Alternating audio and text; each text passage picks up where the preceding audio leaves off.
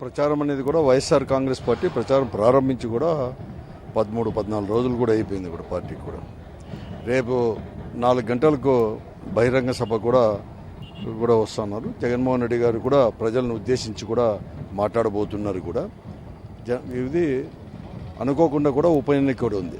కానీ అనుకోకుండా ఉప ఎన్నిక వచ్చినా కూడా ఇది నంద్యాల అసెంబ్లీ నియోజకవర్గం అనేది కానీ ఇలాంటి పార్లమెంటు సీటు కూడా రెండు కూడా గత ఎన్నికల్లో 2014లో జరిగినప్పుడు వైఎస్ఆర్ కాంగ్రెస్ పార్టీవే.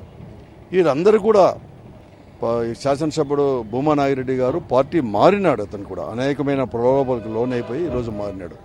ఆ రోజే మేము ఎన్నిక అనేది కూడా ఉప ఎన్నికలు కూడా ఈ రాష్ట్రంలో 22 అసెంబ్లీ నియోజకవర్గాలు కూడా ఉప ఎన్నికలని కూడా మేము సిద్ధం కూడా అయినాం కూడా. వాళ్ళు రాజీనామా ఇవ్వమని చెప్పి అడిగితే ఆయన అనుకోకుండా ఇది జరిగిపోతుంది.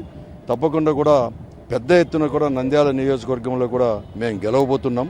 ఎందుకంటే ఈ 10-12 రోజుల నుంచి కూడా మేము కూడా జనంలో కూడా మమైకి కూడా వచ్చాం. అనేక మంది ఓటర్లను కూడా అన్ని వర్గాల ప్రజలు కూడా ఇక్కడ కలిసాం.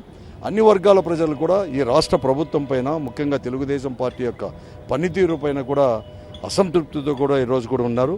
మరి ముఖ్యంగా కూడా రాయలసీమ కూడా ఒక నిర్లక్ష్యానికి గురవుతుందని చెప్పేసి కేవలం ముఖ్యమంత్రిగా కూడా ఊరికే మాయమాటలు మాత్రమే చెప్పేసి ఈరోజు చెప్తున్నారు.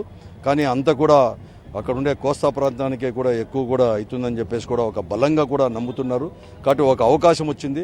మరొక మారు కూడా తిరిగి కూడా ఇక్కడ వైఎస్ఆర్సీపీని గెలిపించి ఈ ప్రభుత్వానికి ఒక గుణపాఠం చెప్పాలని చెప్పేసి ఈ ఎన్నిక అనేది కూడా ఈ తీర్పు అనేది కూడా ఒక హెచ్చరిక కూడా పనిచేయాలని చెప్పేసి ఇక్కడ ఉండే నంద్యాల నియోజకవర్గ ప్రజలు కూడా భావిస్తున్నారు.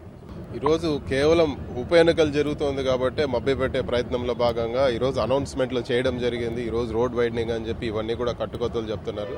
ముఖ్యంగా మనం గమనించాల్సింది ఒకటి, ఈరోజు స్వలాభాల కోసం నాయకులందరూ కూడా పార్టీలు మారడం జరిగింది. పార్టీలు మారి దానికి అభివృద్ధి కోసం పార్టీ మారామని చెప్పుకునే పరిస్థితి ఈరోజు గమనిస్తున్నాం. ఇది దారుణమైన పరిస్థితి.